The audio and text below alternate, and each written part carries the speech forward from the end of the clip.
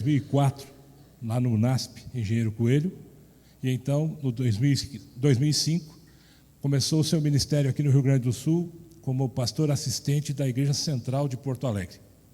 Então, depois disso, foi ao distrito de Belém Novo, na Zona Sul, e depois foi chamado para Sobradinho, no Distrito Federal, onde pastoreou a igreja por 5 anos. Atualmente, o pastor Manolo é líder de comunicação e de pequenos grupos da Associação Planalto Central. Pastor, que Deus o abençoe na mensagem desta noite. Obrigado. Boa noite. É uma honra poder voltar ao Rio Grande do Sul, reencontrar pessoas, amigos. É uma honra também a gente estar diante do Senhor para participar de um momento tão solene que são os ritos da Santa Ceia.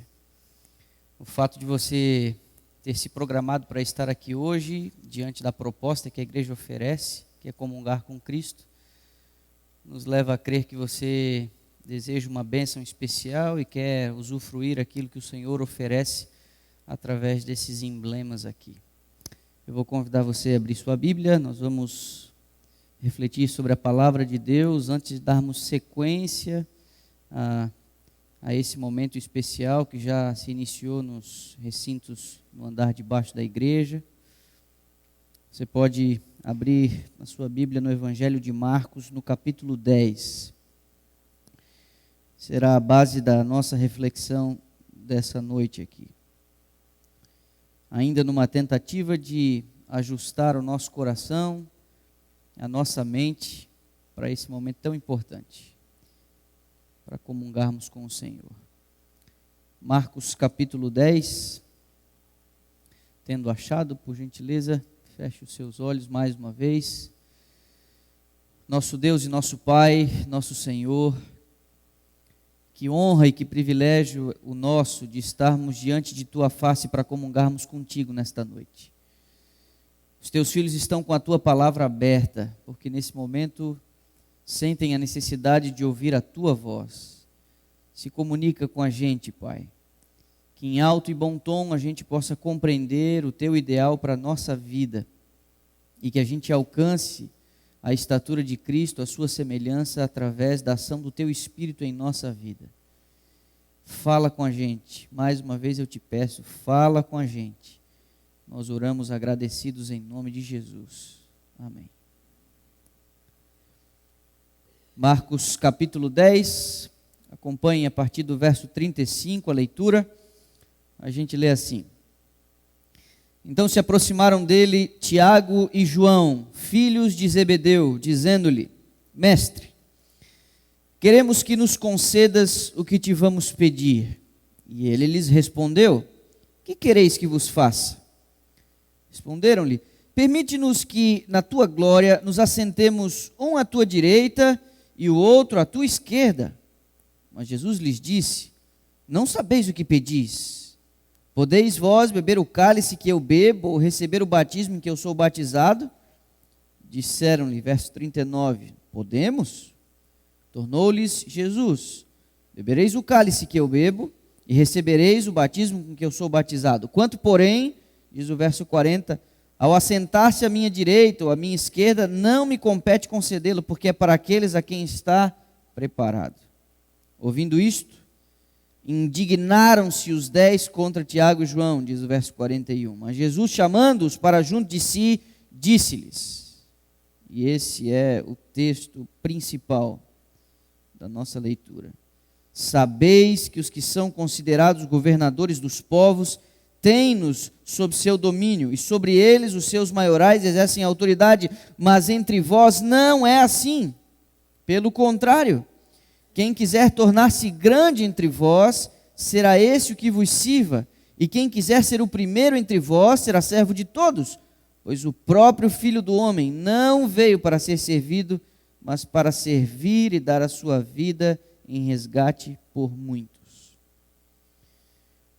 Esse episódio marca de uma maneira muito peculiar a relação de Jesus com seus discípulos.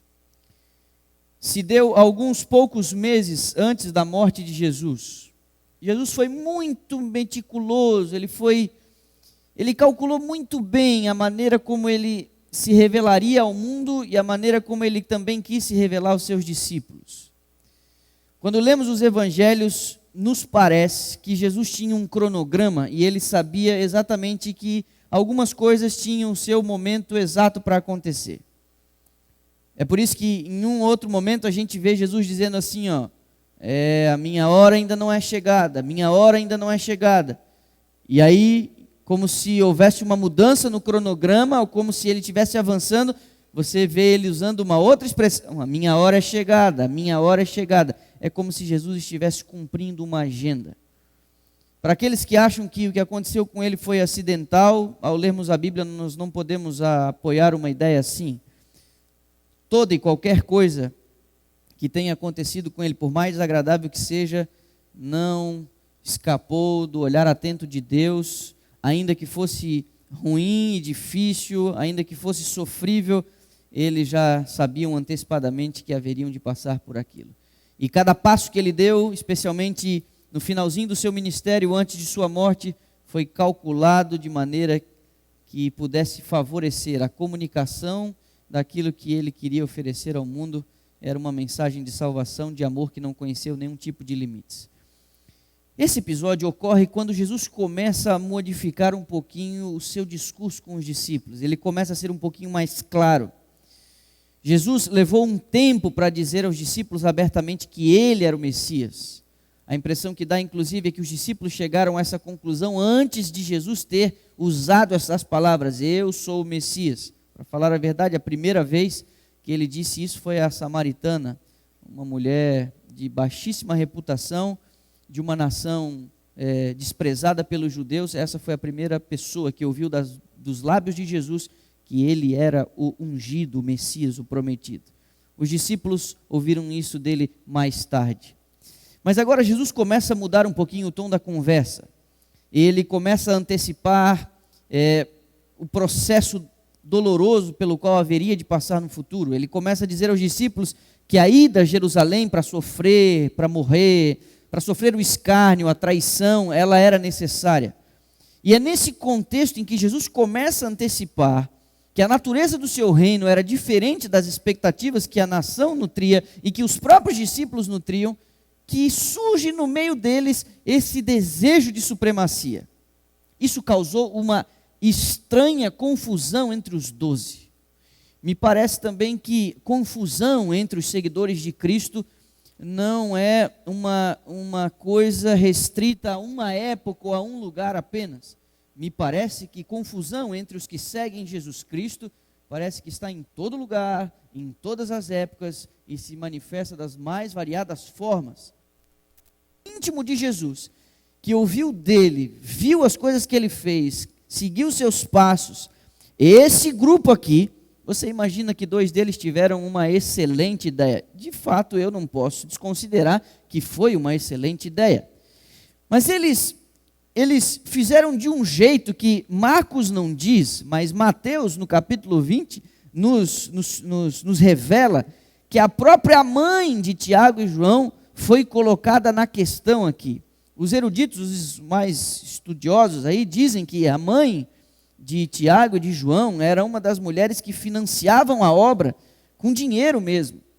Eram pessoas que estavam estabelecidas ali na Galileia e usaram parte dos seus recursos para que a obra de Jesus com seus discípulos pudesse avançar.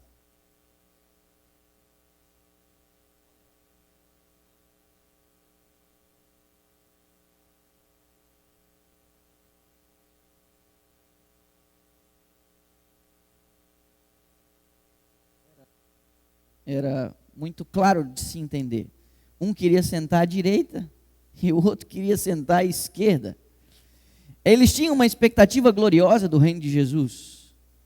E, segundo os costumes, esses 2 lugares indicavam uma grande honra. Entenda que Tiago e João não eram pessoas ambiciosas por serem ambiciosas. Eles pagavam o preço de serem seguidores de Jesus. Eles estavam, juntamente com Pedro, entre os mais íntimos seguidores do Mestre. João, inclusive, o mais íntimo de todos eles. Então, eles estavam pagando o preço de uma caminhada com Jesus, uma caminhada difícil, cheia de privações, cheia de agruras. Eles enfrentavam, juntamente com Jesus, o preconceito da elite religiosa daquela época. Parecia ser muito razoável que os dois, entre os mais íntimos, um quisesse sentar à direita e o outro à esquerda. Parecia ser muito razoável esse pedido, porque afinal de contas alguém deveria sentar, pelo menos no reino que eles imaginavam que Jesus iria instalar. Só que a confusão se deu quando os outros perceberam que estavam em desvantagem. A bronca dos outros não era assim, nossa, que absurdo o pedido deles. Será que eles não entendem que o reino de Jesus é um reino espiritual? Não, eles não ficaram com essa bronca. Eles não ficaram com a bronca de Tiago e de João, porque eles foram ambiciosos, tendo uma visão distorcida das coisas espirituais. Não, eles não ficaram bravos por causa disso. Eles ficaram bravos pelo simples fato de como é que a gente não teve essa ideia antes. Quem mais disseminou o problema entre os 10 foi um tal de, não sei se você conhece, Judas Iscariotes. Esse fomentou a crise de um jeito que a situação ficou quase que insustentável. Jesus, entendendo o clima entre a sua equipe, o seu time, e amigo, isso não se dissipou aqui. Isso foi se arrastando ao longo dos próximos meses, a tal ponto que quando eles estiveram à mesa com o mestre para a ceia, celebrando a Páscoa, instantes antes da morte de Jesus, eles estavam em crise ainda. Nesse dia, Judas tomou o lugar de maior honra, ele se apressou para estar à direita de Jesus. Foi os pés de Judas que Jesus lavou primeiro na ceia e mais se demorou, segundo a revelação. Mas a expressão que Jesus usa aqui é uma coisa extraordinária. Jesus, ele faz uma comparação. Jesus, ele diz, olha, no mundo é assim, entre os governadores são assim. Mas aí ele usa uma expressão, mas entre vós não é assim.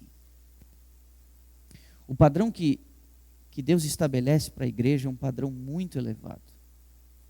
A expectativa que o Senhor tem para a sua igreja, os sentimentos que devem reger o comportamento da igreja, a motivação de líderes espirituais, ela precisa necessariamente ser pautada não apenas por competência e desempenho, mas por motivação e intenção. Jesus diz, entre vós não é assim. Entre vós não é assim. Agora vamos raciocinar um pouquinho. Se nós formos contrastar o comportamento de Jesus e de seu antagonista, do inimigo, do anjo caído rebelde, nós vamos perceber um movimento em direções opostas. Se a gente vai ao Antigo Testamento, em duas referências, uma no livro de Isaías e uma no livro de Ezequiel, quando falam do querubim que havia caído do céu, você percebe que a expressão usada especialmente por Isaías é que esse anjo que se rebela contra Deus nas cortes celestiais, ele tem uma pretensão, ele diz assim, estabelecerei o meu trono acima das mais altas nuvens, serei semelhante ao Altíssimo. Quando você lê essa descrição, você percebe uma intenção de Satanás, antes chamado de Lúcifer, de querer sempre o quê? Sempre o quê? Subir. Ele está olhando para patamares mais elevados, ele está olhando para um nível mais elevado. Ele quer subir, ele quer crescer, ele quer ser mais do que ele é. Agora, quando vamos ao Novo Testamento, nas palavras de Paulo, em Filipenses capítulo 2, nós percebemos um movimento inverso, quando Paulo descreve Jesus. Ele primeiro faz uma introdução, irmãos, eu espero que vocês tenham o mesmo sentimento que houve em Cristo Jesus. Que sentimento é esse? Que impulso é esse? Aí ele diz que sendo Deus, não teve por usurpação ser igual a Deus, mas tomando a forma de homem, fez-se servo e morreu numa cruz. Olha o movimento como é o inverso. Enquanto o anjo rebelde ele está olhando para cima dizendo, eu quero ser igual a Deus, eu quero estabelecer meu trono acima das mais altas nuvens, você vê Jesus fazendo um movimento inverso. Você vê o Deus Todo-Poderoso, o Rei do céu e da terra, o juiz, o dono de todas as coisas. Você vê esse homem se rebaixando, tomando a forma, esse Deus tomando a forma de homem, e como se não bastasse, ele ainda se fez servo, e como se não bastasse, ele ainda se fez bandido, porque só bandido morria na cruz. A minha pergunta, enquanto nós lideramos a igreja, a minha pergunta enquanto nós militamos com a igreja, a minha pergunta enquanto a gente faz a jornada em direção ao ideal de Deus, a minha pergunta é, que sentimentos a gente reflete? Os sentimentos de Cristo ou de seu antagonista? Nós queremos sempre subir ou nós estamos dispostos a descer? Sabe? Meu receio às vezes é que numa cerimônia como essa que nós estamos prestes a participar, a gente coloque no automático e deixe o rito e a rotina tomar conta. Amigo, você deve ter se ajoelhado diante de uma outra pessoa há poucos instantes. E eu quero dizer para você, aquilo ali não foi estabelecido apenas para cumprir tabela. É porque 3, quem sabe 4 vezes no ano, quando a gente participa de uma cerimônia como essa, a gente está ocupando o nosso verdadeiro lugar. Nessa correria louca da vida, a gente está tentando aí sobreviver, porque se eu não cuidar de mim, quem vai cuidar? Cada um com seus problemas. Mas quando nós somos chamados a reproduzir o gesto de Jesus do cenáculo, e nos prostramos diante do nosso semelhante, há uma tentativa aqui. Esse é o seu lugar. Como você tem se relacionado com as pessoas? Paulo diz na introdução desses sentimentos de Jesus que ele descreve, nós precisamos considerar os outros superiores a nós mesmos. Você se ressente quando o seu colega ele é promovido e você fica na posição que você está? Você se ressente quando numa discussão de ideias a sua é preterida e uma outra surge como a escolhida? Quando a sua opinião não é a vencedora? Que tipos de sentimentos regem seu comportamento quando você lida com o seu semelhante? Amigos, nós temos um grande problema aqui. Nosso coração, ele é desesperadamente mau. Essa cerimônia, quando a gente começa a colocar os pingos nos is, a gente ocupa o nosso verdadeiro espaço e a gente entende qual é o verdadeiro propósito da nossa vida. Aí agora Jesus diz assim, lá fora é assim, na vida comum é assim, entre as pessoas comuns são assim, mas entre vós não é assim. Há um contraste evidente. Eu e você estamos caminhando na contramão. Entre vós não é assim. E aí ele usa um argumento infalível, incontestável. Ele fala a respeito de si mesmo. Porque nem o Filho do Homem. Você sabe que nesses poucos anos em que eu exerço o ministério, eu às vezes passo por alguns constrangimentos. Às vezes, numa tentativa de nos agradar, você vai para um almoço onde tem um monte de gente, às vezes eles fazem questão de você ser o primeiro a servir. Pastor, você é o primeiro aqui. Quando nós estamos nos preparando para um evento, e isso exige uma ou outra atividade um pouco mais simples, como carregar, limpar, varrer, algumas pessoas às vezes se incomodam de o pastor tomar lugar entre aqueles que estão puxando o negócio, carregando, se sujando, esfregando. Mas amigos, eu vou dizer uma coisa para você, nunca prive ninguém do benefício de servir seu semelhante. Nunca prive ninguém. Há nobreza nisso, porque reflete o caráter do próprio Jesus, que não veio para ser servido, ele veio para servir. Agora você imagina o espanto dos anjos, quando vem Jesus tirar essa parte de cima do manto, naquele quarto no segundo piso de uma casa em Jerusalém, para que aquilo não embarace os seus movimentos. Você imagina quando os anjos o veem indo no canto da sala, tomando o jarro e a bacia? Você imagina quando os anjos o veem cingindo a cintura, colocando aqui uma toalha, uma espécie de avental, e se ajoelhando diante de Judas, se demorando para lavar seus pés. Enxuga, olha nos olhos, vai para o próximo, e assim vai um a um. O comandante em chefe, o rei dos reis, aquele que sob sua voz e seu comando toda a hoste celestial estaria prestes a obedecê-lo. Aquele que pela força de sua palavra criou todas as coisas e tudo se fez, se ajoelhou diante daqueles infames homens que estavam tentando disputar qual seria o melhor lugar. O otimismo de Jesus é uma coisa encantadora, porque mesmo sabendo que um deles estaria prestes a sair dali para traí-lo, ainda assim ele se ajoelhou, porque o merecimento não estava neles. A minha posição de servo não depende da dignidade de quem está diante de mim.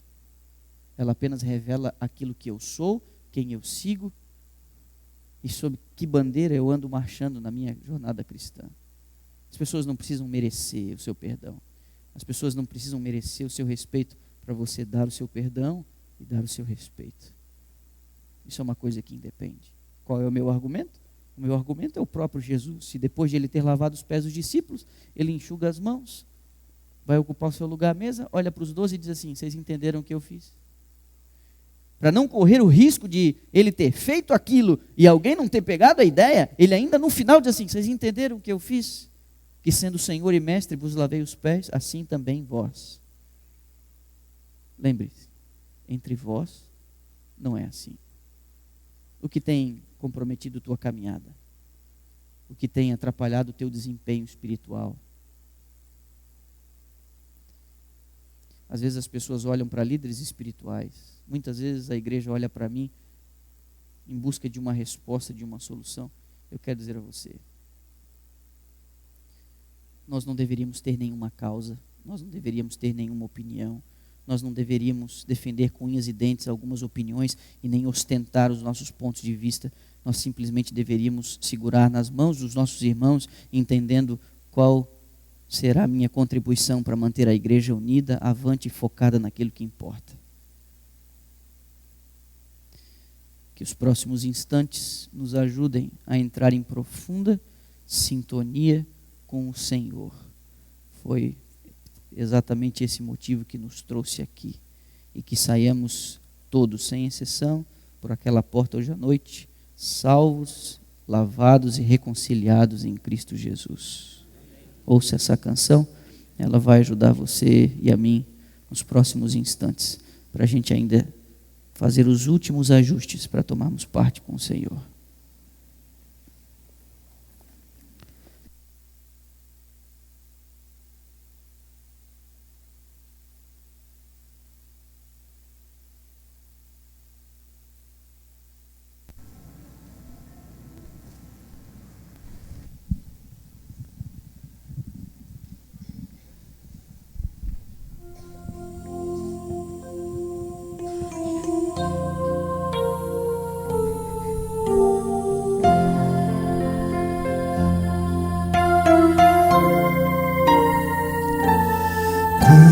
Cego aqui, outrora andei distante do Senhor,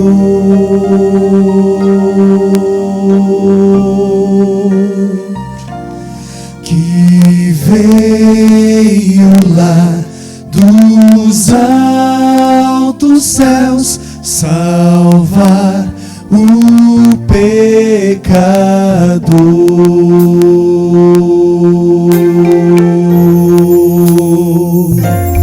Foi na cruz, em que ao fim percebi meu pecado recaiu em Jesus. Em Jesus foi então, pela fé, que meus olhos abri. Que prazer, sim,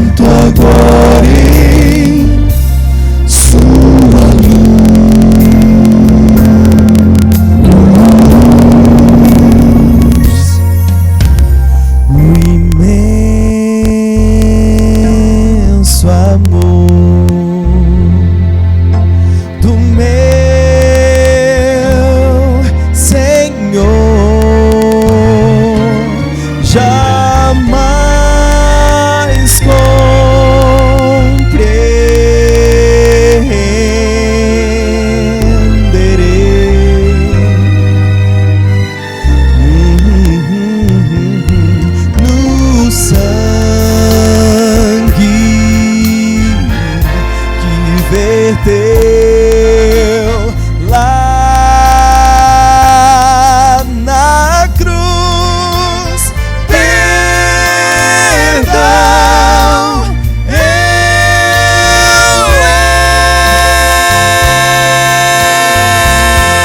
encontrei.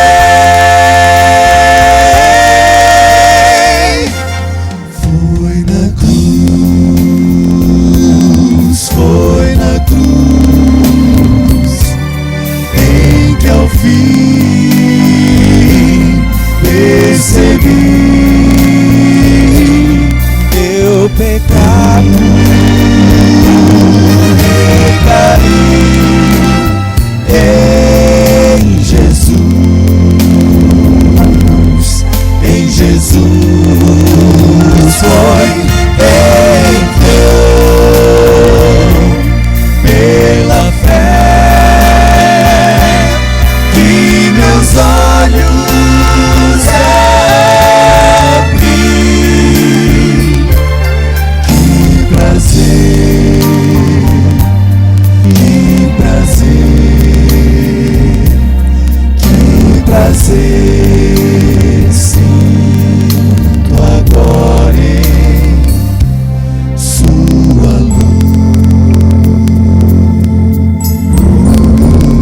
luz, em sua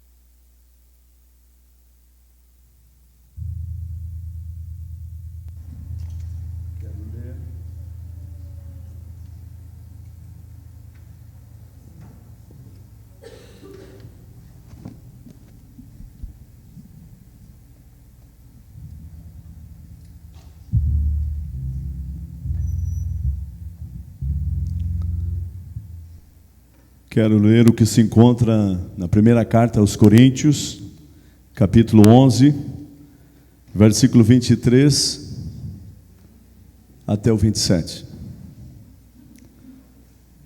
Porque eu recebi do Senhor o que também vos entreguei, que o Senhor Jesus, na noite em que foi traído, tomou o pão, e tendo dado graças, o partiu e disse: isto é meu corpo, que é dado por vós. Fazei isto em memória de mim. Por semelhante modo, depois de haver ceado, tomou também o cálice, dizendo: este cálice é a nova aliança, no meu sangue. Fazei isto todas as vezes que o beberdes, em memória de mim. Porque todas as vezes em que comerdes este pão e beberdes o cálice, anunciais a morte do Senhor, até que Ele venha.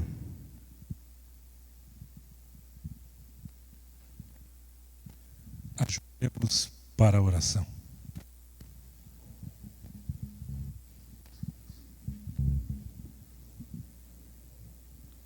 Oremos. Senhor, nosso Deus e nosso Pai, nesta hora tão sagrada, estamos na Tua presença, Senhor, para ouvir a Tua voz, para abrir o nosso coração, para que a Tua palavra possa executar em nossa vida a salvação que é dada através de Cristo Jesus. Abençoa-nos, Senhor, com a certeza da salvação em Cristo, com a paz do Teu Santo Espírito e com as bênçãos do Teu Santo Céu. Pai amado, abençoa este pão, que é símbolo do corpo de Cristo, que ao participarmos juntos, nos tornamos irmãos em Cristo, filhos do reino de Deus, Teus filhos, pelo Teu amor e pela Tua graça. Querido Deus, abençoe o suco da videira, que simboliza o sangue de Jesus, que foi derramado na cruz do Calvário, para que tivéssemos a nossa salvação. Te agradecemos, Senhor, e pedimos a Tua bênção sobre o pão e sobre o suco. Por Cristo Jesus, o nosso Senhor e Salvador. Amém, Senhor. Amém.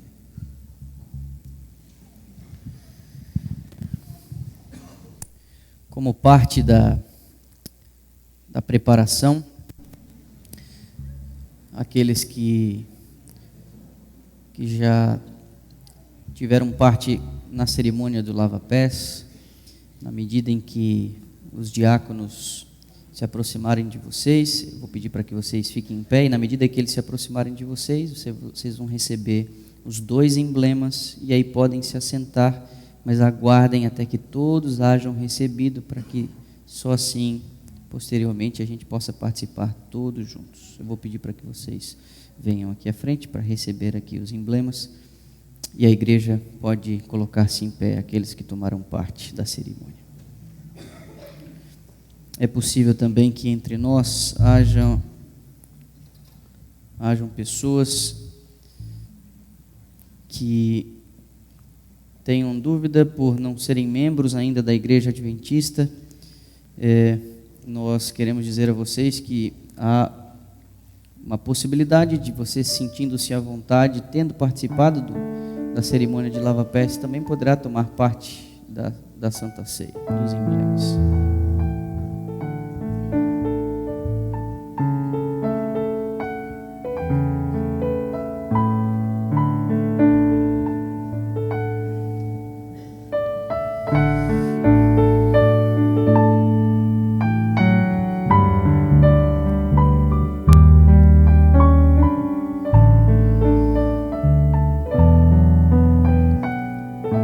Muitos séculos antes de Jesus depor sua vida, uma profecia foi feita. Ela foi registrada no livro de Isaías, final do capítulo 52 e também no capítulo 53. Eis que o meu servo procederá com prudência, será exaltado e elevado e será muito sublime. Como pasmaram muitos à vista dele, pois o seu aspecto estava muito desfigurado, mais do que o de outro qualquer, e a sua aparência mais do que a dos outros filhos dos homens, assim causará admiração às nações. E os reis fecharão a sua boca por causa dele, porque aquilo que não lhes foi anunciado verão, e aquilo que não ouviram entenderão. Quem creu em nossa pregação, e a quem foi revelado o braço do Senhor, porque foi subindo como renovo perante ele, como raiz de uma terra seca, não tinha aparência e nem formosura. Olhamos para ele, mas nenhuma beleza havia que nos agradasse. Era desprezado e o mais rejeitado entre os homens, homem de dores e que sabe o que é padecer. E como um de quem os homens escondem o rosto, era desprezado e dele não fizemos caso. Mas, certamente, ele tomou sobre si as nossas enfermidades e as nossas dores levou sobre si. Nós o reputávamos por aflito, ferido de Deus e oprimido, mas ele foi transpassado pelas nossas transgressões e moído pelas nossas iniquidades. O castigo que nos traz a paz estava sobre ele, e pelas suas pisaduras fomos sarados. Todos nós andávamos desgarrados como ovelhas, cada um se desviava pelo caminho, mas o Senhor fez cair sobre ele a iniquidade de nós todos. Ele foi oprimido e humilhado, mas não abriu a boca. Como o cordeiro foi levado ao matadouro, e como ovelha muda perante os seus tosquiadores, ele não abriu a boca. O juiz opressor foi arrebatado, e de sua linhagem, quem dela cogitou? Porquanto foi cortado da terra dos viventes, por causa da transgressão do meu povo foi ele ferido. Designaram-lhe sepultura com os perversos, mas com o rico esteve na sua morte, posto que nunca fez injustiça, e nem dolo algum se achou em sua boca. Todavia, ao Senhor agradou moê-lo, fazendo-o enfermar. E quando der ele a sua alma como oferta pelo pecado, verá a sua posteridade e prolongará os seus dias, e a vontade do Senhor prosperará nas suas mãos. Ele verá o fruto do penoso trabalho de sua alma e ficará satisfeito. O meu servo, o justo, com o seu conhecimento, justificará a muitos, porque as iniquidades deles levará sobre si. Por isso, eu lhes darei muitos como a sua parte, e com os poderosos repartirá ele o despojo, porquanto derramou a sua alma na morte. Foi contado com os transgressores, contudo, levou sobre si o pecado de muitos, e pelos transgressores intercedeu. São as palavras sagradas do texto bíblico.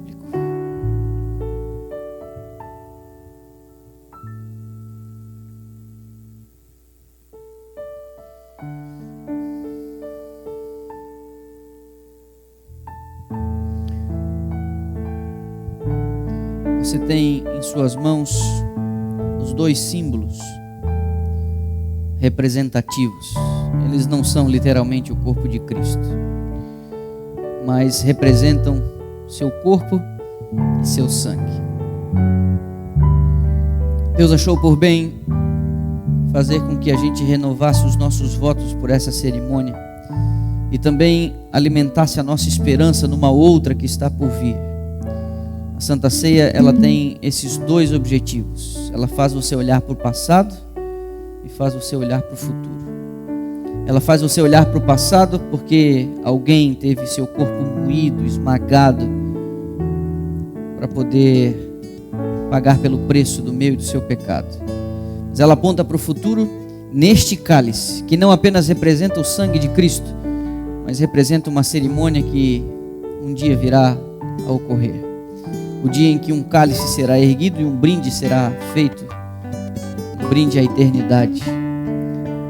O próprio Senhor Jesus disse, quando tomou parte destes símbolos, que ele se privaria desse benefício até ter os redimidos consigo no reino dos céus. Então, o que você tem na mão aponta para o passado, mas também aponta para o futuro. O passado resolve os teus pecados, o futuro alimenta a tua esperança. É isso que você tem nas mãos. Mas por que ele achou por bem usar símbolos que envolvessem a sua digestão? Você já parou para pensar nisso? Você já parou para pensar que muitas das coisas que Deus quis revelar através de Israel e através da igreja envolviam comida? Você já parou para pensar nisso? Por quê? Paulo, João e outros escritores bíblicos, eles insistem com uma ideia de nós sermos um com Cristo. Paulo, inclusive, chega a dizer Cristo em vós mais de 200 vezes em suas cartas. Um escritor recente diz que o cristão é um lugar onde Cristo acontece. Os budistas não têm Buda habitando neles. Os muçulmanos não têm Maomé habitando neles, mas os cristãos têm Cristo habitando neles. Quando você, nesses próximos instantes, tomar parte nestes símbolos sagrados, você terá uma grande chance você terá uma grande chance. A chance de, na fusão entre esses elementos com o seu corpo, simbolicamente, você também ser um com Cristo. Hoje, agora, nesse exato momento, a gente consegue diferenciar os elementos aí que você tem nas mãos. Você tem aqui um componente, o ingrediente básico é o trigo, do grão moído, representando o corpo moído de Cristo. E você tem o suco da vide. São elementos, você consegue distinguir eles. Está aqui você, está aqui o suco, está aqui o pão. Mas daqui a alguns instantes, quando você tomar parte juntamente comigo do pão e do suco, o seu corpo vai entrar num processo extraordinário. Seu cérebro vai mandar uma série de comandos para o seu estômago e um processo digestivo vai começar a entrar em funcionamento. E estes são símbolos tão simples que em muito pouco tempo, não chega a dar horas, mas nos próximos minutos, o teu corpo vai dar jeito nisso aqui. E daqui a alguns instantes já não será mais possível distinguir quem é você, o que é o suco e o que é o pão, porque haverá uma fusão do teu corpo com estes elementos. Não seria exatamente isso que Deus deseja que aconteça com a gente e seu filho? Não seria um ideal a gente perseguir, como Paulo um dia disse, já não sou eu quem vive, mas Cristo vive em mim. Agora a vida que vivo na carne já não a vivo mais, mas, percebe? Cristo em vós. Por isso ele disse, quem não comer a minha carne e beber o meu sangue não verá o reino dos céus. O que ele está querendo dizer é que você e eu temos que nos tornar um com ele. E isto é um símbolo de um elemento espiritual estranho, aparentemente, e extraordinário. Uma fusão entre o que você é e o que ele é. Que tal? Que tal sermos um com Cristo essa noite? Que tal sermos um com Cristo nesse exato momento? Tendo sua mente ajustada para isso, com uma grande honra a nós concedida nesse momento, participemos todos juntos.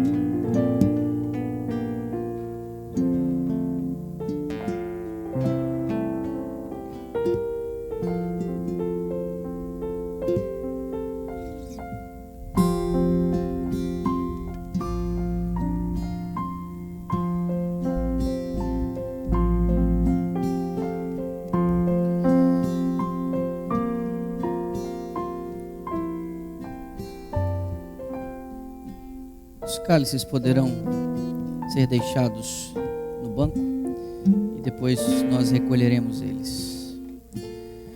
Você percebe que essa cerimônia ela se reveste de todo um sentimento de reverência, de profunda introspecção. Você percebe isso, né? Eu nunca fui numa Santa Ceia em que a reverência não prevalecesse. Nunca fui.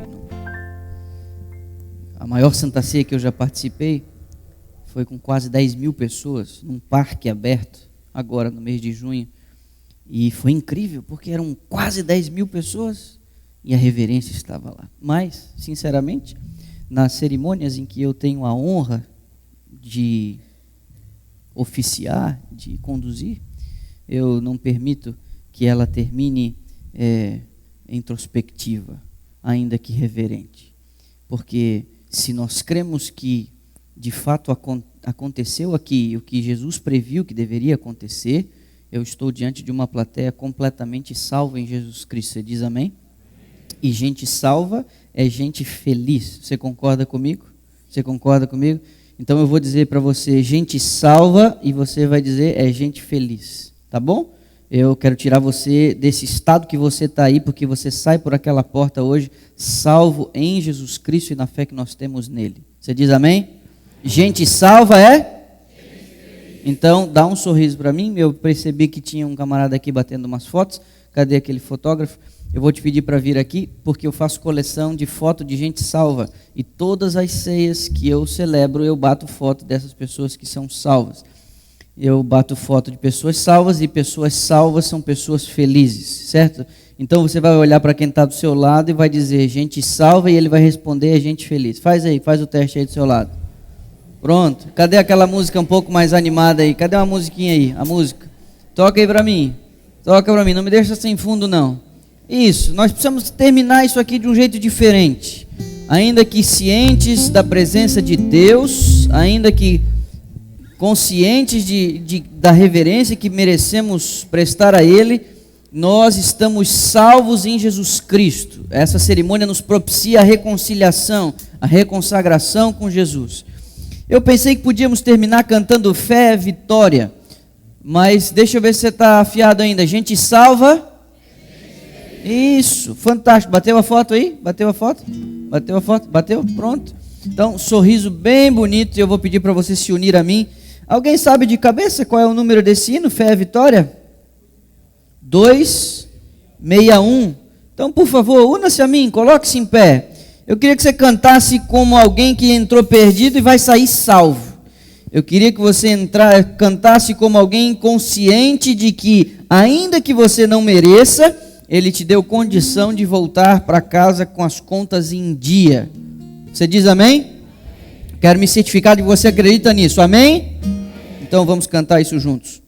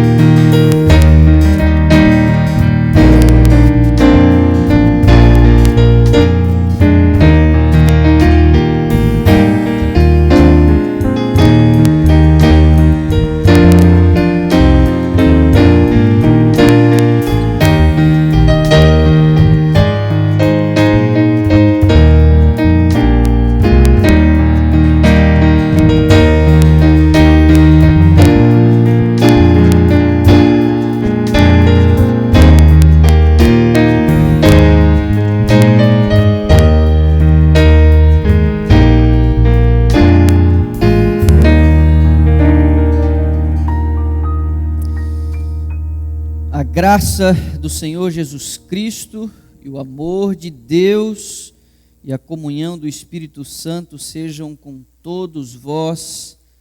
Amém. Que Deus te abençoe. Um excelente sábado. A gente se vê aqui amanhã.